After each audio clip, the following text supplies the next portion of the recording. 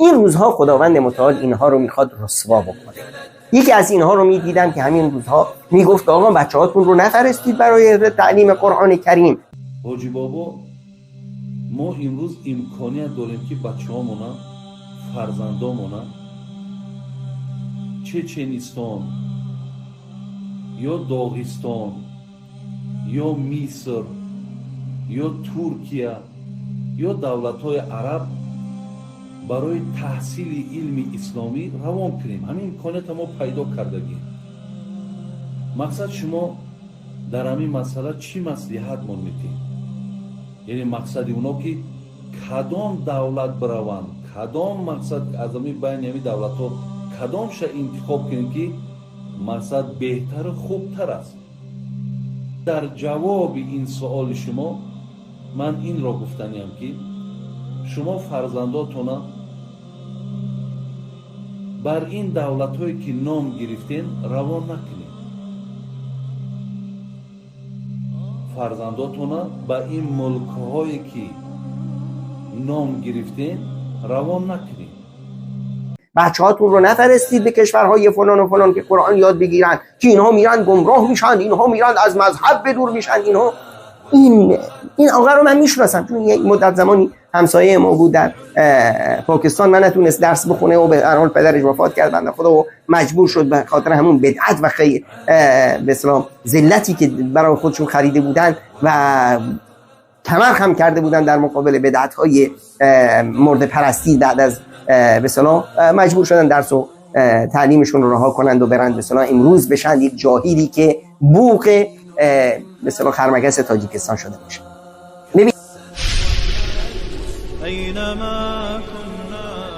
شبکه توحیدی ایمان زلال تقدیم می‌کند. بسم الله الرحمن الرحیم. الحمد لله و الصلاة و السلام علی حبیبنا و مولانا رسول الله و علی آله و صحبه و من والاه. عزیزان، خداوند متعال این دین رو فرستاده. انا نحن نزلنا ذکر و انا له لحافظون. ما این قرآن رو فرستادیم و ما حافظ این قرآن هستیم. این قرآن رو خداوند متعال حفظش میکنه. با حفظ قرآن، با حفظ علما، با حفظ حافظان قرآن، با اینی که این شوق رو در دل میگذاره. ببینید ما در یه مرحله از زمان در تاجیکستان به خصوص در اونجا یک هجوم بسیار شدیدی بود برای اینی که مسلمان ها رو کمونیست بکنن. اومدن برخی از علما برای حفظ هویت انسان مسلمون اومدن حافظ بودن رو رواج دادن که بچه ها برن حفظ قرآن بکنن. حفظ قرآن میکنن بچه ها تا یک شخصیت معیاری کسب کنن. اون شخصیت اینطوری هست که بچه‌ای که اسمش بود محمود از امروز به بعد اسمش میشه حافظ محمود، برای اینکه قرآن کریم رو حفظ کرده. چون که حافظ محمود هست، به هیبت قرآن و به عزت و کرامتی که قرآن در میان مردم داره، مردم براش جایگاه خاصی، احترام خاصی قائل هستند و این قرآن به مردم یاد میده. این دیگه از حرام و از زشتی ها و از همه اینها مجبوراً با شخصیت اعتباریش حفظ میشه و به این صورت تلاش خانواده ها بود برای حفظ هویت این ملت ها. بعد از اون ما یک مرحله رو در تاجیکستان در سالهای 90 سپری کردیم که در اون کمونیست ها اومدن و مسلمان ها رو قتل عام کردن، علما رو کشتن. در این قحط سال علما برخی از افراد تازه به دوران رسیده جاهل که حکومت اونها رو ساخته بود، اینها پروپا پیدا کردند و اسمای ایشان و سید و نمیدونم فلان و علان یدک کشیدند و شدند به اصطلاح سرآمد رسانه‌ای مردم و مردم بیچاره هم فکر می‌کردن اینها عالم هستند. این روزها خداوند متعال اینها رو میخواد رسوا بکنه.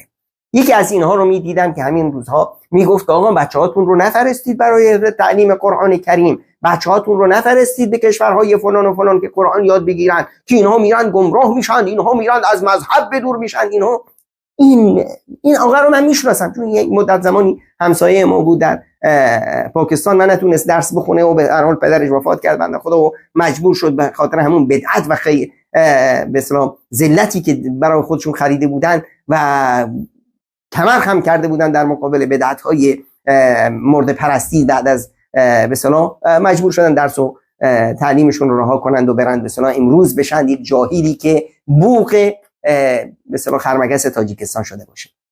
ببینید عزیزان، اینها از چی میترسن؟ چرا اینها میترسند از اینی که انسان تاجیک، جوون تاجیک، پدر تاجیک، مادر مؤمن تاجیک فرزندش رو بفرسته حافظ قرآن، بفرسته به ترکیه، بفرسته به مصر، بفرسته به پاکستان، بفرسته به افغانستان، بفرسته به کشورهای عربی، بفرسته به هر جای دنیایی که هنوز روزهای امیدی هست و هنوز مراکز آموزشی و تربیتی هست. در تاجیکستانی که دروازه فتح تمام جمهوریات بود، همه جمهوریات دینشون رو از تاجیکستان یاد گرفتن. همه علمای ازبک و ترکمن و قرقیز و قزاق و روس قدیم تاجیکی بلد بودن، توی تاجیکستان درس خونده بودن. همه این مراکز علمی که زیر خاک بود، زیر زمین بود، همه اینها رو تجفیف کردن. این طاغوت‌های ستمگری که امروز هستن با دین، این کمونیست‌ها و این ملاهای کمونیست، ملاهایی که با شکل و قیافه هستن و خدمت این نظام کمونیستی رو میکنن، اینها تلاش دارن که چی؟ که قرآن رو حذف کنن. اینها از این وحشت دارن که این جوانهای تاجیک که الان حافظ قرآن هستن، حافظ سنت هستن، الان اومدن درس یاد گرفتن در کشورهای مختلف، علم یاد گرفتن، اینها اومدن میان و جایی برای این افراد پوچ، افرادی که به اصطلاح نظامهای تو خالی اونها رو باد کردن و برایشون القاب تراشیدن دیگه نخواهد بود. اینها از آینده بیم دارن، از این بیم دارن که یک جوونی وقتی میاد این حرفی میزنه میگه آقا مستندت از قرآن و سنت رسول الله چیست؟ وقتی میاد یه حرفی میزنه و به دروغ اون رو به مذهب امام ابو حنیفه میگه، این جوون بلند میشه میگه آقا حافظ کل تا میراث ابو حنیفه منم. از کجا این حرف رو داری میزنی؟ اینهایی که به دروغ خودشون رو حامیان مذهب امام ابو حنیفه، مذهب امام ابو حنیفه اولین مذهب فقهی سلف است. کسی ثابت نمیتونه از امام ابو حنیفه رحمت الله علیه که گفته باشه در هر قول ما شما تابعداری مرا بکنید. به صراحتا قول امام ابو حنیفه رحمت الله علیه است که با کسی جایز نیست که با قول ما فتوا بده تا وقتی که معلوم نکنه که از کدام جای ما گرفته امام قول. بیا حالی تو بگو که حنفی تو سیام هستم، در مذهب تو داخل هستی یا من داخل هستم؟ در مذهب تو داخل نیستی. ام قرآن و حدیث ترک کردی، برش پشت دور دادی، نعوذ بالله. و ام سخن امامی تا که تو برش میگی من تقلیدش میکنم، ام سخنم نمیپذیر. چرا امام ابو حنیفه رحمت الله نمیگه اذا صح حدیث فهو مذهبی؟ حدیثی صحیح اگر ثابت شود اون مذهب ماست، امور رای ماست. کسی ثابت بکنه که یک امام مردم گفته باشه که پشتی سری ما بیاید، هر چیزی که من میگم شما بیاید. نه، میگه تا وقتی که سخن ما در مقابل قرآن و حدیث در تضاد واقع شد، سخن ما را در کجا بزنی؟ در دیوال بزنی. خیر بس دین خوی نمیره. میگه بی به کتاب الله و سنت رسول الله رجوع کنیم، یک اختلاف باقی نمیماند. با الله قسم دست اینجا میگیریم یا در زیر ناف بگیریم. ما تو امروز فیصله نمیتونیم که این حدیث قوی است یا این حدیث قوی است. این فیصله در روز زمان شده. محدثین امروز زمان روایت تحلیل میکنه، بعد از فیصله میکنه که کدام روایت قوی است. بریم دیگه به انصاف تو را به الله قسم عالم هم هستی کتابای حدیثه خوب همینطور بدون تعصب کلش مطالعه بکن که کدام حدیث قوی است. رفع الیدین قوی است یا ترک رفع الیدین؟ با واسه که مسائل هست که نماز میشه اگر کسی رفع الیدین میکنه گپ دستر افضل و عدم افضل است. دست اینجا بسته میکنی یا اینجا بسته میکنی، همین بزرگ میگی بگو یا خفیه میگی. این مسائلی است که در نماز کسی خلل نمیه، اما کسی که پشت افضل میگرده یقینا انصاف داره. ما به خاطری در اینجا دست نمیگیرم که قول امام ابو حنیفه رحمت الله علیه در این مورد نیست، قول محمد رسول الله خود این مورد است. قول امام ابو حنیفه رحمت الله علیه نیست، قول محمد رسول الله صلی الله علیه و سلم. قول محمد رسول الله تو مأمور هستی از جانب الله اطیعوا الله و اطیعوا الرسول. خب گاهی در یک جای نگفته که اطیعوا چیست ابا حنیفه، در کدام جای ثابت کرده میتون؟ در کجا گفته؟ مردم باز میگه مولوی صاحب دمی مذهب چسبیده در بدر کرده ما را. نکاح شافعی را با حنفی امی علما نگفته حرام، نماز در پشت یکی دیگهش نمیخوانه. تا امروز امی موضوع نیست، امی افتراق نیست. برو در کتابای نعوذ بالله لعن به امام شافعی رحمت الله علیه وجود نیست. امیر نوشته نکرده که میگه پیغمبر فرموده که در امت ما کسی پیدا میشه که نامش محمد ابن ادریس است، او از اولاد ابلیس است نعوذ بالله. خب بگو در اینطور شخصیت ها تو بنابر تعصب مذهبی اینطور خرافات، اینطور نعوذ بالله طعن و لعن میگی، این کدام دین است؟ فقط دشمنی با سنت رسول الله داره. تمام تلاشتان برای این خاطر است که سنت رسول الله عمل نشود. چی دلیل میگیره؟ اینجا کلگی در مذهب احناف است دیگه. ما مذهب احناف، کدام مذهب احناف؟ مذهب حنفی چیست؟ راست بگو. امام ابو حنیفه رحمت الله علیه چی توصیه کرده؟ حنفی خو مستم تو نیستی. چی رقم مذهب احناف است؟ اگر گپ از مذهب میزنی اصل حنفی مستم. ما به توصیه از او عمل کرده او تو نیستی. چرا میگی؟ من احترام به کلی نظریات دارم اما من عالم هستم. من چطور حدیثی رفع الیدین با صدها حدیث برای رفع الیدین و یک حدیث برای ترک رفع الیدین بکنم؟ من چطور قناعت کنم عالم و مستم تحقیقم کردم که من همیشه عمل به مفضول بکنم به افضل عمل نکنم؟ الله از پیش من احسن عمل طلب کرده. من چرا یک سنت قبول کنم دیگه سنت رد کنم؟ امکان داره؟ نداره. اولین مذهب و قوی ترین مذهبی که در این مناطق جا پیدا کرده در مذهب امام ابو حنیفه این بدعت ها و این خرافات و این قبر پرستی ها و این فروش قرآن و این دبدبه و کبکبه‌ای که برای خودشون درست کردن و چاپیدن ملت ها نیست. اما اینها دارن جامعه رو میدوشن، دارن دزدی میکنن، ملت رو به غارت میبرن، به نام نیکوی امام ابو حنیفه تجارت میکنن. این افراد از آینده خودشون میترسن. این نظام پوشالی در حال رفتن هست. ما دیگه چند ماهی دیگه بعد در تاجیکستان این کمونیست ها رو نخواهیم داشت. پس عزیزان ببین برحذر باشید از اینه که بیان و بگن آقا بله شما از ما پرسیدید و ما دوستدار شما هستیم، از شما تشکر میکنم که از من. تو کی هستی که مردم از تو بپرسن؟ آدم جهاد. وقتی که شما در ما اعتقاد میکنین، از ما سوال میکنین، من منتداری خدمه بگیم برای پدر و برای مادرها البته به البته رسانیدنیم. خدا برکتتون کنه. پس عزیزان ببین برحذر باشید از اینه که بیان و بگن آقا بله شما از ما پرسیدید و ما دوستدار شما هستیم، از شما تشکر میکنم که از من. تو کی هستی که مردم از تو بپرسن؟ آدم جهاد، آدم دشمن قرآن و رسول، دشمن دین الله. تو میایی به جامعه میگی که بچه‌هاتون رو نفرستید برای قرآن، تو میایی به جامعه میگی که بچه‌هاتون رو نفرستید برای تعلیم دین، تو میایی به جامعه میگی که بچه‌هاتون رو بذارید زیر تو چکمه‌های همین کمونیست ها له بشن.